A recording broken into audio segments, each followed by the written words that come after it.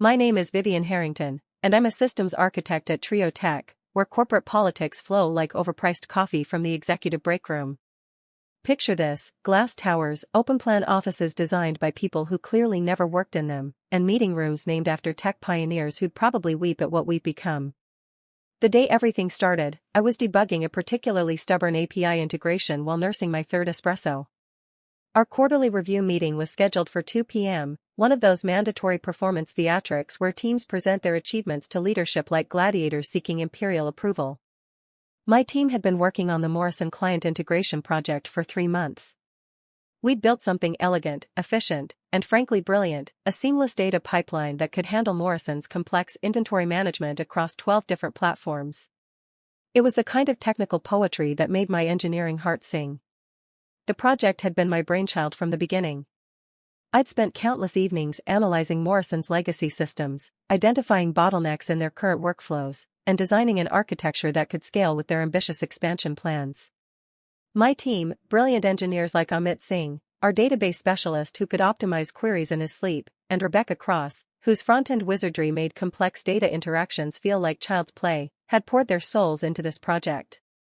But when presentation time came, our manager, James Caldwell, a man who pronounced agile like it was a foreign delicacy he'd never actually tasted, stood before the executive panel with his practiced smile. James had arrived at Trio Tech 6 months ago with an MBA from a school whose primary qualification seemed to be expensive tuition, and he'd been systematically repositioning himself as the visionary behind every successful project that crossed his desk. The Morrison integration is proceeding smoothly, he began, clicking to a slide that showcased our architecture diagrams.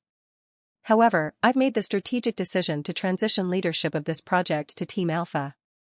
They've got stronger leadership capabilities for this kind of complex initiative. The words hit like a physical blow. Team Alpha, led by the perpetually confident Thomas Brighton, occupied the coveted corner of our floor, the space with actual windows and ergonomic chairs that didn't squeak like dying mice. Thomas had cultivated relationships with senior leadership through his uncanny ability to be present at every company social event, golf outing, and innovation brainstorming session that involved free catered lunch. I felt something cold settle in my stomach, not the espresso, but that familiar sensation of watching your work being gift-wrapped for someone else's career advancement. Team Alpha had been struggling with their own client deliverables for weeks.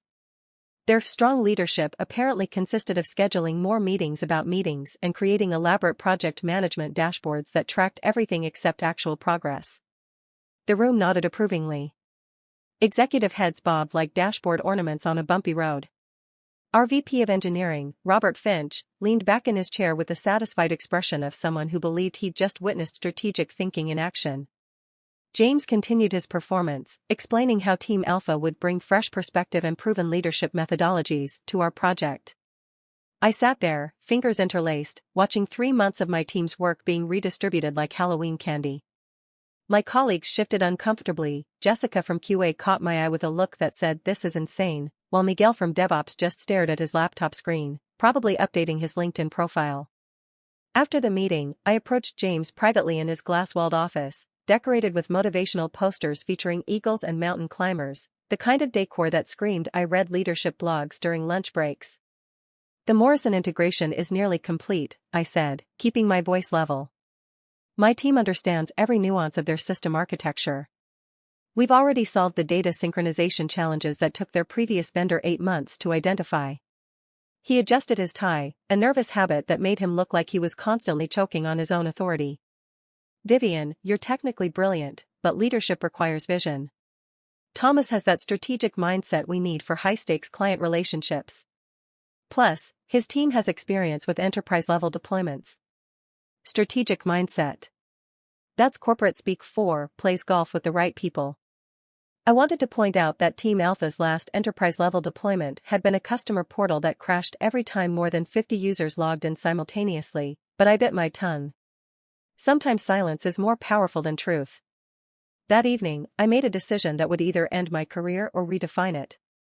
I requested to work remotely for the next 2 weeks, citing the need to focus on transition documentation and knowledge transfer.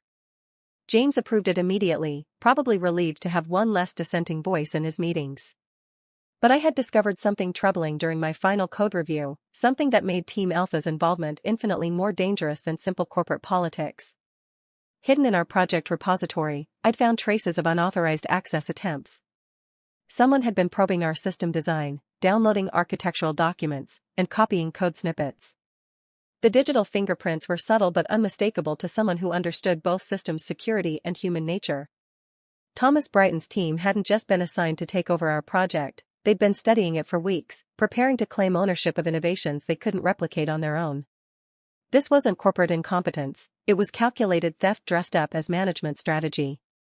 What James didn't know was that I'd been quietly maintaining my own backup of the Morrison project, every line of code, every database schema, every integration point meticulously documented in my personal development environment. Call it paranoia, call it professional prudence, but in 15 years of tech work, I'd learned that the only person you can trust with your work is yourself. From my home office, I watched Team Alpha's daily stand-ups through our company's transparent meeting culture. Thomas Brighton led these sessions with the enthusiasm of someone who'd read exactly one book about leadership and decided he was ready to conquer corporate America. They spent their first week trying to understand what we'd built, their second week debating whether to rebuild it entirely. Meanwhile, I conducted my own investigation. Late-night security audits revealed the full scope of Team Alpha's espionage operation. They hadn't just stolen our current work, they'd been systematically harvesting intellectual property from multiple projects across the engineering division. Thomas had cultivated relationships not just with executives, but with junior developers desperate for mentorship, extracting technical insights under the guise of cross-team collaboration. The evidence was damning: unauthorized repository access, copied code with minimal modifications, and a pattern of project takeovers that coincided suspiciously with major client deliverables. Team Alpha wasn't just incompetent, they were running a sophisticated operation to monetize other people's innovations. But I also worked on something else. Not on transition documentation, on completion.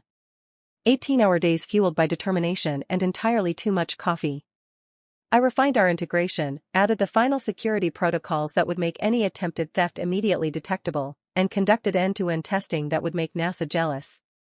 I also implemented something special, a series of hidden authentication protocols that would verify the system's legitimate ownership. If anyone tried to replicate our work without proper authorization, the system would not only fail to function properly but would also generate detailed logs of the attempted theft. It was digital watermarking at its most elegant, invisible until needed, irrefutable when activated. By day 8, I had something that was not just functional but beautiful, a complete, production-ready system that could handle Morrison's data flows like a symphony conductor managing a 100-piece orchestra. Every edge case anticipated, every potential failure point fortified, and every intellectual property concern addressed through technological innovation. On day 10, I sent a single email to Morrison's technical team: system ready for final testing and deployment. Please confirm your availability for launch sequence. The response came within an hour. Morrison CTO, Alexander Stone, called me directly, not through official channels, not through James, but straight to my personal work line. "Vivian, this is incredible. We've been testing your integration all morning, and honestly, it's exactly what we specified and more.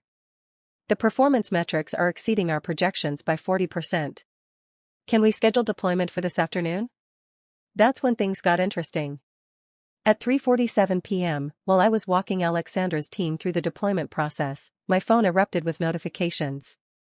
James was calling, texting, sending urgent Slack messages that grew increasingly frantic with each unanswered attempt. But the real fireworks started when Team Alpha attempted to demonstrate their enhanced version of the Morrison integration to Robert Finch later that week. Their stolen code, modified just enough to avoid obvious plagiarism detection, failed spectacularly when it encountered my hidden authentication protocols. The system didn't just crash, it generated a comprehensive report detailing every unauthorized access attempt, every copied file, and every piece of intellectual property that had been appropriated without permission. The meeting, according to Rebecca who heard it through the open office acoustics, was legendary. Thomas Brighton's confident presentation dissolved into technical gibberish as he tried to explain why their innovative enhancements were causing cascade failures across multiple system components. Robert Finch, who might not understand code architecture but definitely understood when he was being manipulated, demanded immediate explanations. Finally, James called the landline in my home office, his voice cracking like a teenager asking someone to prom. how did you deliver this alone? Gone was the corporate smoothness, replaced by raw panic. Morrison is saying the system is complete and ready for production. They're asking about timeline accelerations and additional features. But Thomas is telling me their version isn't working, and there are security concerns about unauthorized access. What the hell is happening? I let the silence stretch long enough for him to marinate in his confusion. I finished the project, I said simply.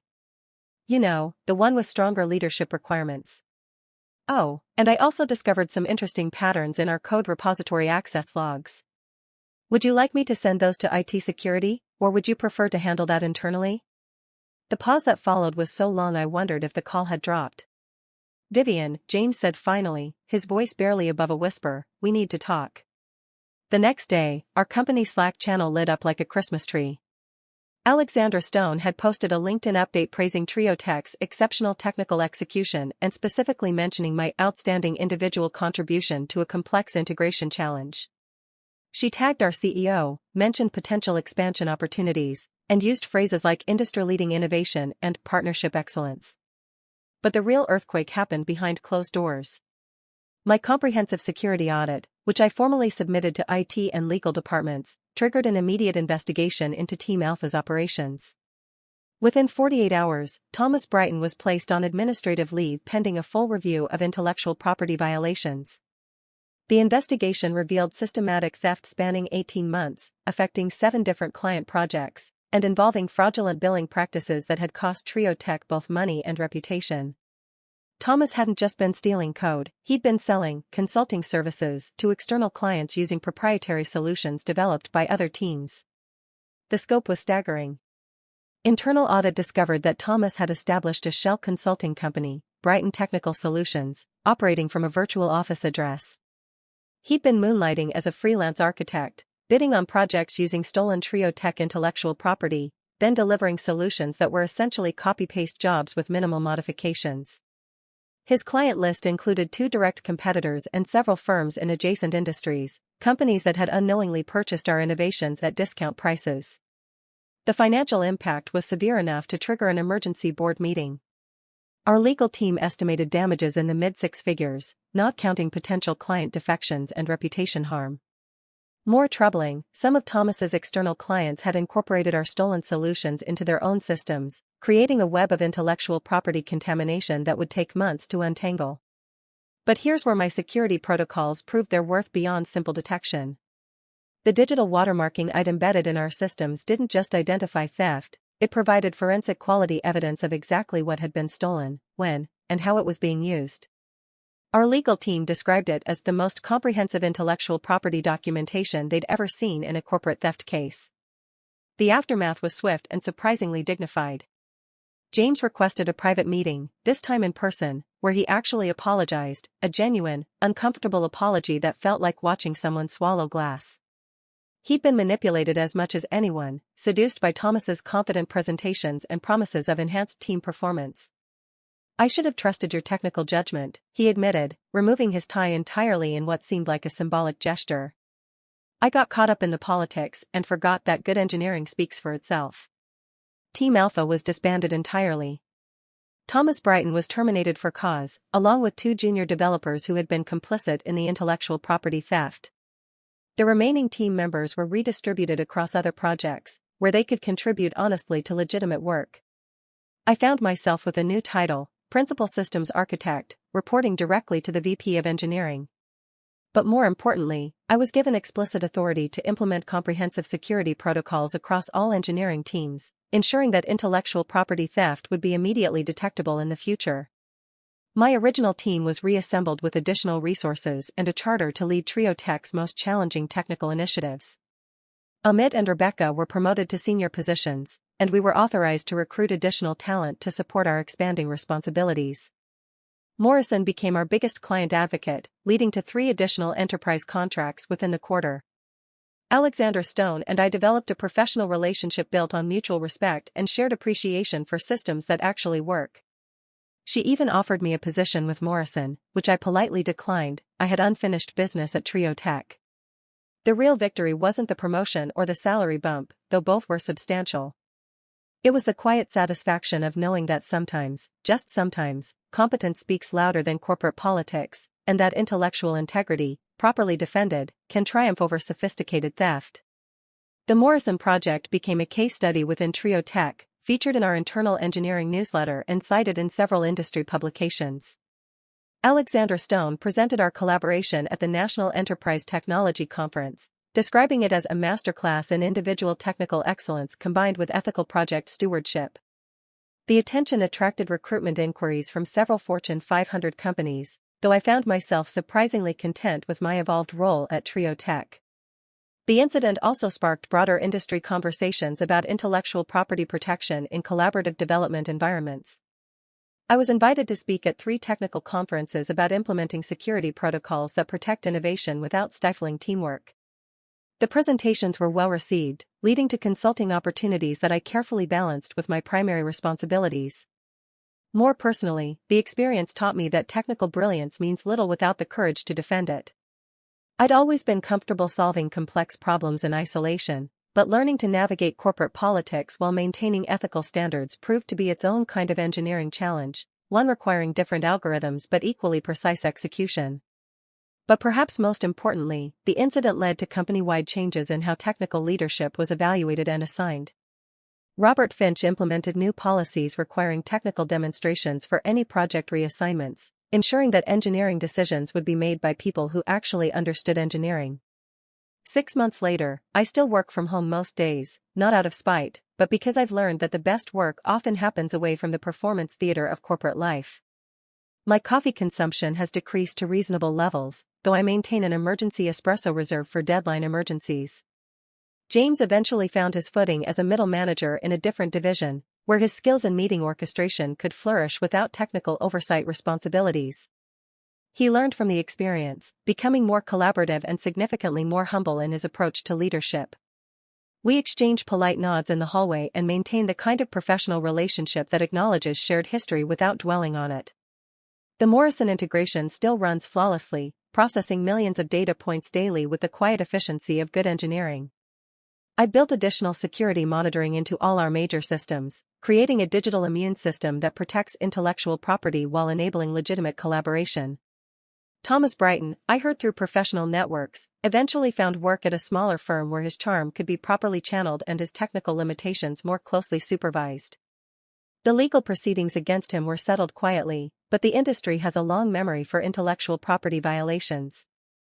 Sometimes I check the system logs just to watch it work, a digital symphony playing in servers across 3 continents, proof that individual brilliance, properly applied and ethically defended, can indeed move mountains.